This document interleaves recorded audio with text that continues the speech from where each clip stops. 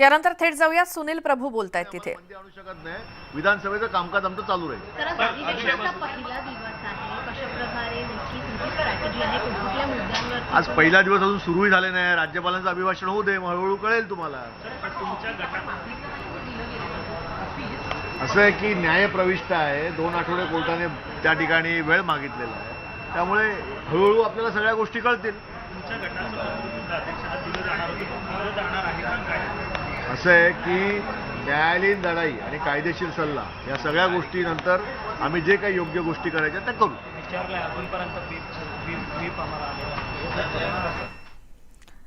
तर विधिमंडळाचं अर्थसंकल्पीय अधिवेशन आजपासून सुरू होत आहे आणि आता एक एक आमदार यायला सुरुवात होते. त्या आमदारांच्या काही प्रतिक्रिया आपण ऐकूच. त्याचसोबत राज्यपालांच्या अभिभाषणानं या अधिवेशनाची सुरुवात होईल आणि बघूयात पुढचा महिनाभर नेमका अधिवेशनामध्ये काय होतं. आता नेहमीच वादग्रस्त विधानांमुळे चर्चेत असलेल्या इंदुरीकर महाराजांनी राज्यातील राजकीय परिस्थितीवरती अप्रत्यक्षपणे भाष्य केलं. आज संकट माणसावरती नाही तर धर्मावरती आलेलं असून धर्मावर आलेल्या संकटासाठी पक्ष वगैरे बाजूला ठेवून एकत्रित यावं असं आवाहन इंदुरीकरांनी केलं. तसंच केवळ पत्रापुरता धर्म मर्यादित ठेवला तर धर्माचं कामही बिघडेल असं इंदुरीकर म्हणाले. आणि आज संकट माणसावर नाही,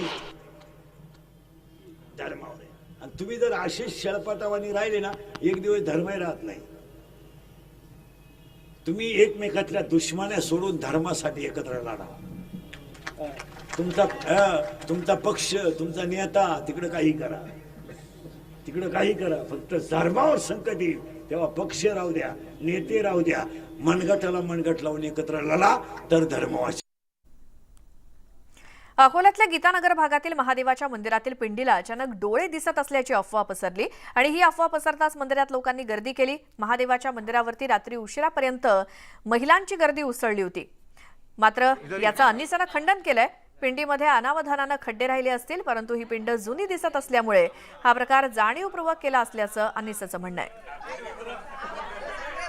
रोज संध्याकाळी आरती होते, तिथं बाया दिवाबत्ती करायसाठी आल्या. त्यांनी आरती वगैरे केली. अचानक कोणाचं तरी लक्ष गेलं एका लेडीजचं. त्यांनी पाहिलं की एकदम अशा अद्भुत चमत्कार जसा घडला. आमच्या इथं आहे ना, पिंडीला आहे ना, मस्त डोळे आलेत. सर्वांनी महिलांनी घटना पाहिली, हळबळी उठली. आमच्या इकडे रात्रीपर्यंत मस्त बाया जमा झाल्या. सर्वांची गर्दी झाली होती पूर्ण पाहायला.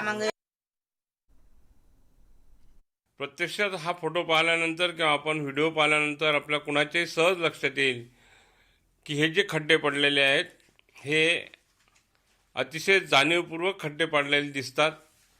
असा चमत्कार आपोआप कधीही होत नाही. अनुवदनानं मूर्ती बसवताना ते राहिलं असेल, नवीन मूर्ती असेल तर हा भाग वेगळा, पण मात्र ही मूर्ती बरीच जुनी दिसते आहे आणि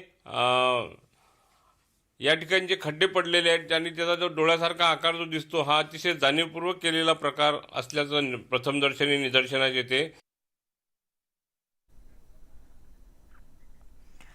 थेट जाऊयात, गोपीचंद पडळकर बोलतायत तिथे. कर्मचाऱ्यांच्या प्रश्नाच्या संदर्भात भेट घेणार आहे आणि त्यांच्याबरोबर काय चर्चा होती ती मी तुम्हाला नंतर येऊन सांगेन.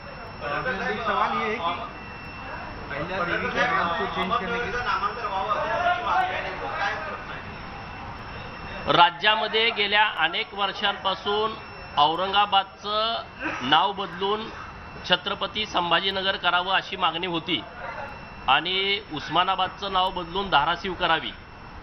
मागणी बऱ्याच वर्षाची होती, परंतु त्याच्यावरती निर्णय होत नव्हता. माननीय शिंदे साहेबांचं सरकार आणि फडणवीस साहेबांच्या सरकारनं याच्यावरती कारवाई केली. दोन्ही नावं बदलून औरंगाबादचं छत्रपती संभाजीनगर आणि उस्मानाबादचं धाराशिव हे केलेलं आहे.